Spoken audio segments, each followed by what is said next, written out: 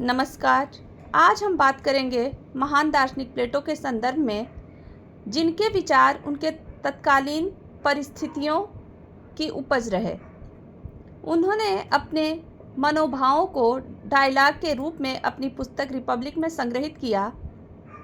उनके विचार केवल अपनी कल्पना से उपजे हुए विचार नहीं थे, अपितु उन्होंने अपने विचारों का आधार तत्कालीन समय में उपस्थित लोगों के विचारों के सार के रूप में प्रस्तुत किया।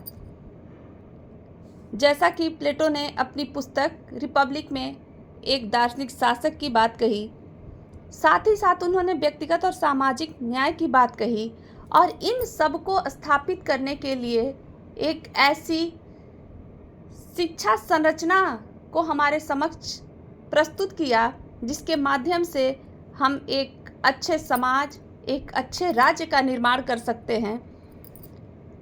अतः जब हम प्लेटो को देखते हैं तो हमें यह प्रतीत होता है कि प्लेटो ने अपनी राजनीतिक व्यवस्था को मानवीय और व्यक्तिगत गुणों के आधार पर दुरुस्त करते हुए उसे आगे बढ़ाने का कार्य किया, और यह कार्य जिस माध्यम से हो सकता है वह कार्य है शिक्षा।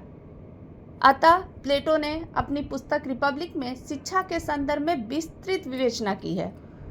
जैसा कि रूसो ने इस संदर्भ में कहा भी है कि रिपब्लिक शिक्षा पर लिखा हुआ कभी भी सबसे महानतम ग्रंथ है, और उन्होंने अपनी पुस्तक एमाइल को लिखते हुए उससे प्रेरणा भी ग्रहण की।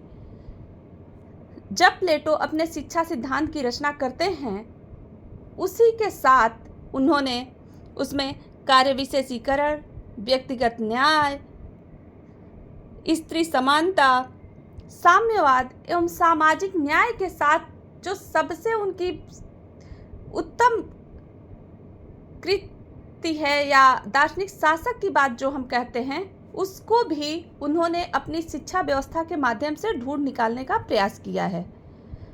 अतः जब हम प्लेटो के शिक्षा सिद्धांत को देखते हैं तो हमें कहीं न कहीं उसमें उनके अन्य महत्वपूर्ण बिंदु, चाहे वो दार्शनिक शासक का हो, स्त्री पुरुष समानता का हो, साम्यवाद का हो या सामाजिक न्याय का हो, हमें वो अंतर्निहित तत्व के रूप में दृष्टिगत होते हैं।